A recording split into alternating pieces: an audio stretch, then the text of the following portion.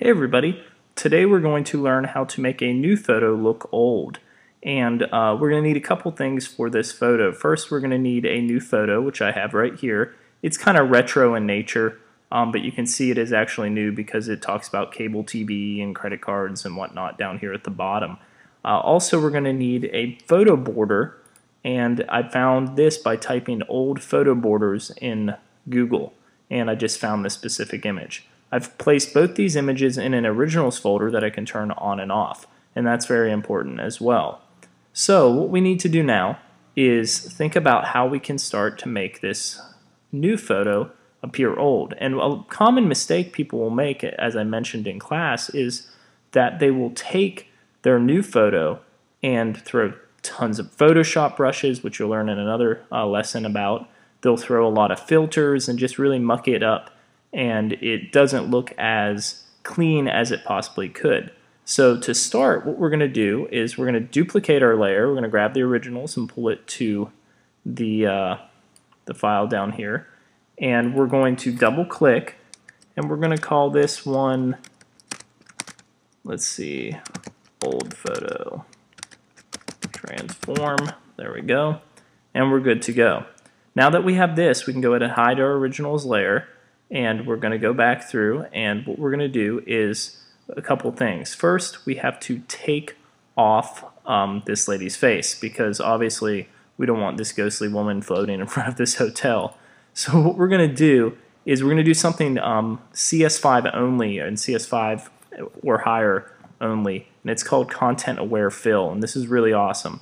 I got my Marquee tool selected here. I just held down my left mouse button, navigated to my elliptical marquee, and I'm going to draw a circle over that, about yay big, and I'm going to hold, make sure I'm on that layer, I'm going to hold Shift and Delete. Now that I've done that, I'm going to hit OK. ContentAware Fill is amazing because what it does is calculates all the pixels around the specific area and fills them in the hole. And you can see now I'm going to hit Command D to deselect right there, and it's filled in the material. So now I have a nice appearance of a clean backdrop. Alright, now I'm ready to put the filter in, so I'm going to do a few things. The rare time I actually use my quick selection, I'm going to do so. And I'm going to do a quick selection here of just the middle portion. And I'm going to highlight my new photo layer with this still selected. And I'm going to hit my layer mask. Go ahead and click that. And there we go. Now it still doesn't look that amazing. We have a lot of issues on the sides and whatnot, and it's a little off. So what I like to do first is I'm going to go to my photo and set it to multiply to give it the same color and the same feel. And then if you like, you can simply go to your paintbrush, get a nice brush. I'm going to use my keys to make it a little larger here, my bracket keys. And you can turn down your opacity just a little bit and kind of soften that up, because what you'll notice with older photos is they're not so sharp on the sides. And you can change this, make it even lower. There we go. So it looks really nice. Alright, so now that we have that done, we're ready to start creating our photo and making it look a little old. And what are some things that define old photos? Well, going through some old family photos of mine, I've realized a lot of them are torn, maybe discolored. So we're going to focus on, for now, tearing the photo. And this is a relatively involved process.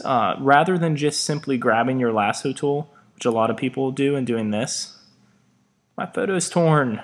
Look, it's torn. And then just kind of deleting the selection from each one. That doesn't really look too smooth. So what we're going to do is we're going to take these and create our own photo. So here's the process on how we do that. Alright, firstly, what I'm going to do is simply select the area here of the new transform, and I'm going to duplicate these once again. Actually, you know what? Let's do a mega flatten. Let's mega flatten these.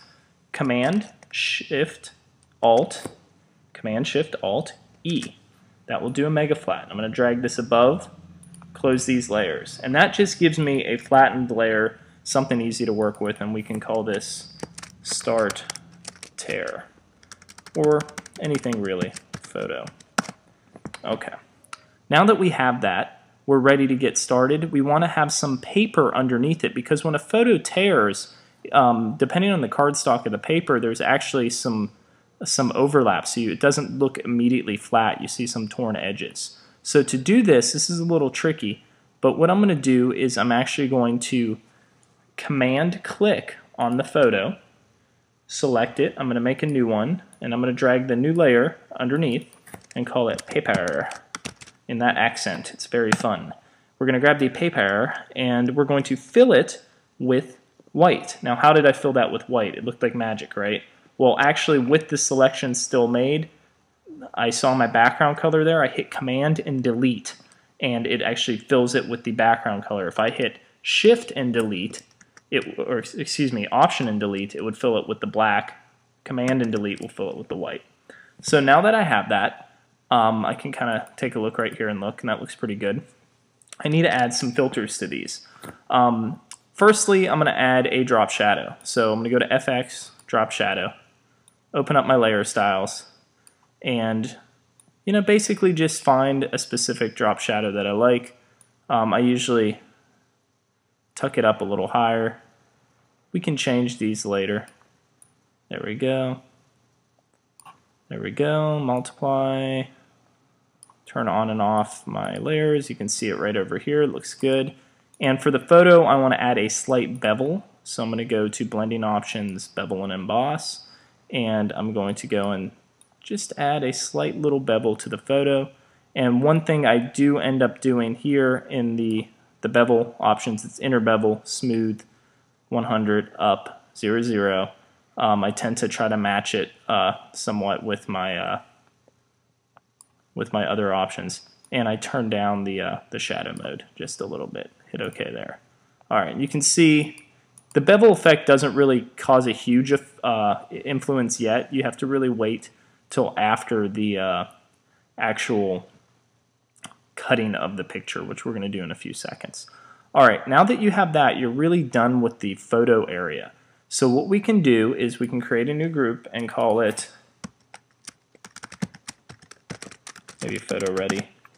And I'm going to shift select those, grab them both, and drag them into that. So now I have a very organized file. Okay, you're ready to go to your channels palette. Now that you're in your channels palette, simply click on channels, and this is from a lesson. This is kind of what we're going to do, so let me delete some of these so you guys can start from scratch. In the channels palette, you should see R, red, G, green, and B, blue. We're going to create a new channel. And in that new channel, we have some things we want to do to kind of make that crystallized feel that you just saw. We're going to go to Filters, and we're going to go to Render Clouds. Okay, right on the new channel that you've just created. I created that. Now that you have that, you're going to go to Filter. You're going to go to Pixelate, Crystallize.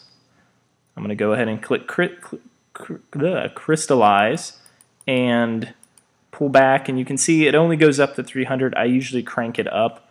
You want it to be rather high for this, and we're gonna kind of zoom in even more in a second.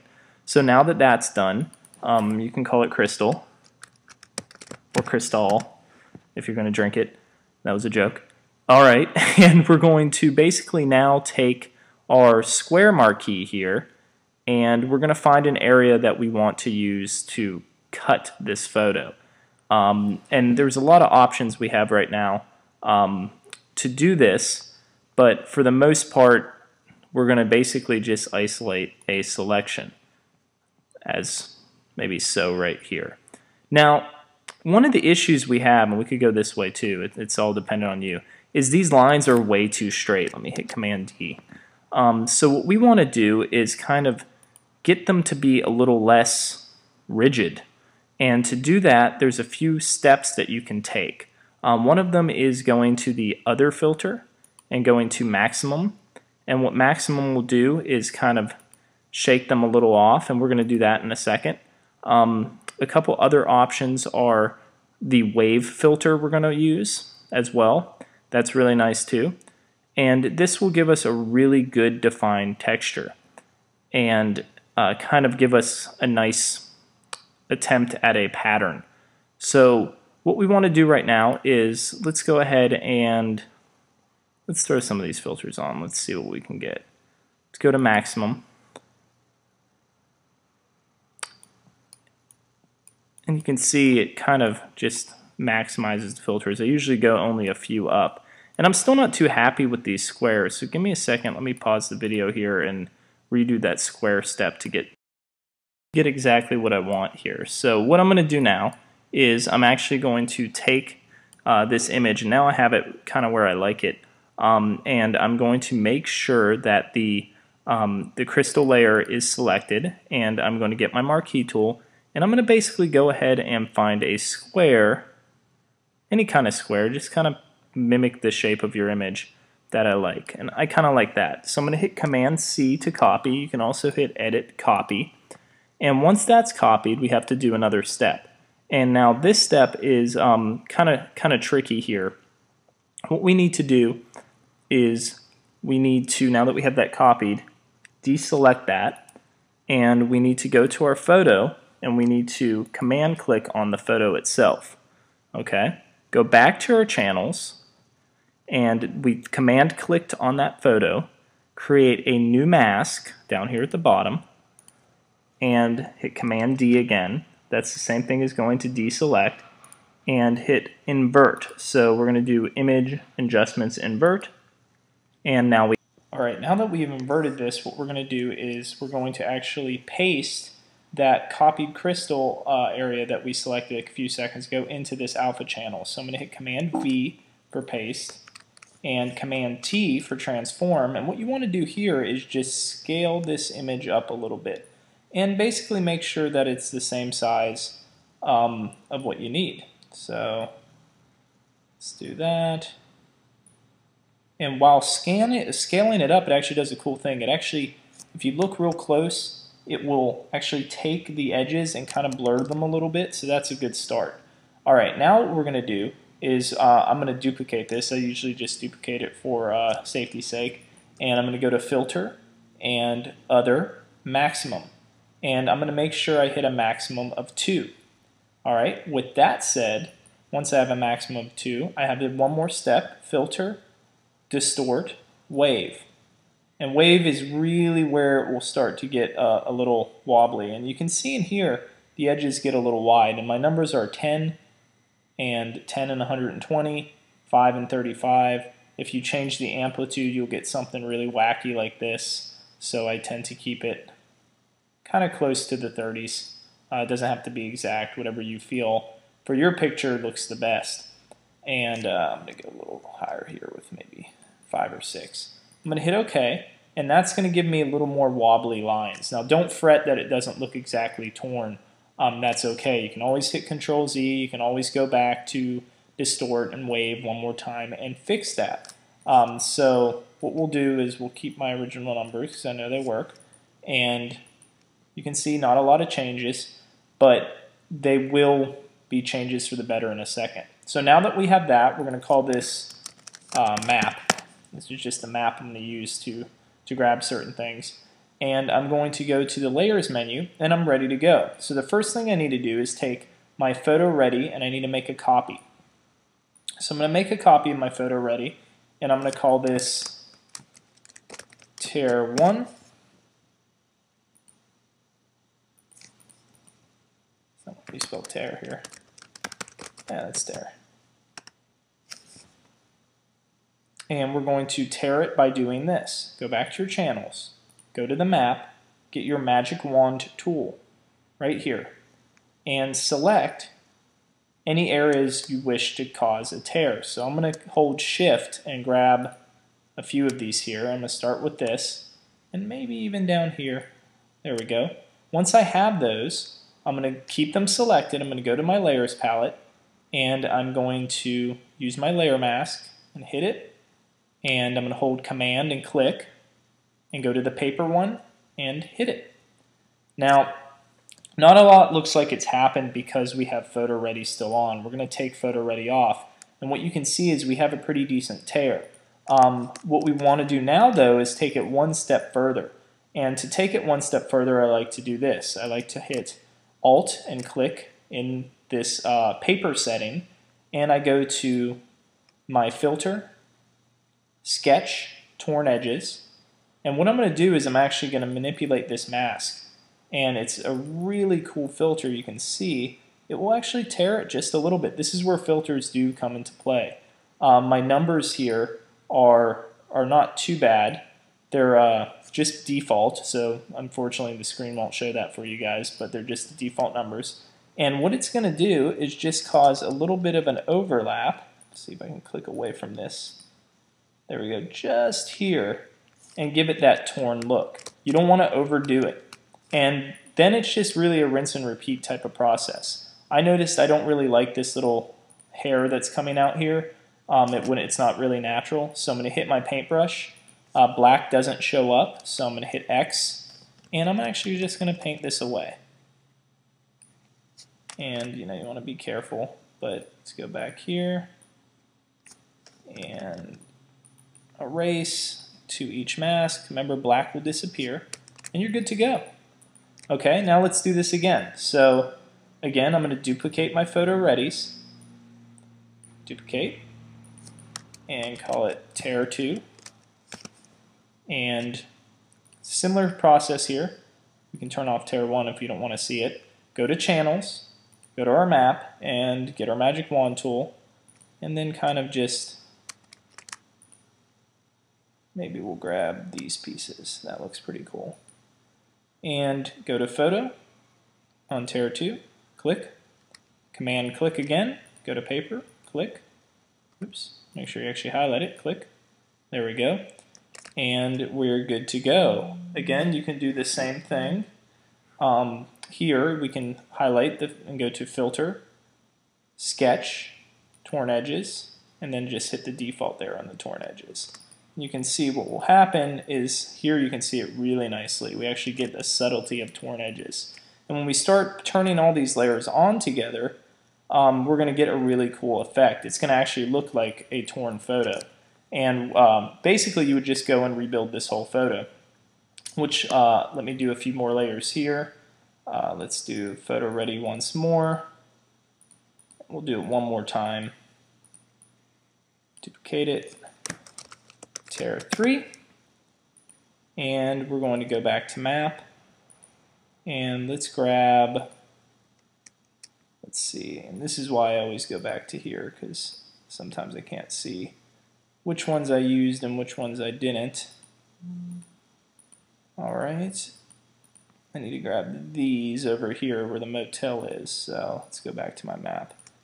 There we go, and maybe one at the top. That looks pretty cool. Okay, now that I have those, I can go back to Tear 3. Yeah, that looks perfect. And I can do the same process. Command click, go to Paper, hit the option, Filter, Sketch, Torn Edges, Default Settings. You can see them really nicely there. And what we have now is a torn photo. Now I'm going to use my Move tool and simply kind of move these apart. And what we've done is we've actually created a pretty good looking, old looking photo. It's not that new looking anymore. I would suggest you guys do a little more, maybe with some discoloration or some brushes. But for the most part, we now have a torn photo. And the easiest way to see this is I'm going to go ahead and create a new layer and call this BG for background. And we're going to fill this with black right here so you guys can see some of the process that we did and put it here at the bottom. There you go. So that's a process of trying to make a photo look old and torn. Obviously, you guys can do a lot better than we've done in this quick demo, but for the most part, you can see where we can kind of have some fun with it, with photo borders, cutting and tearing and whatnot. Hope you enjoyed this lesson, and I will see you for the next one.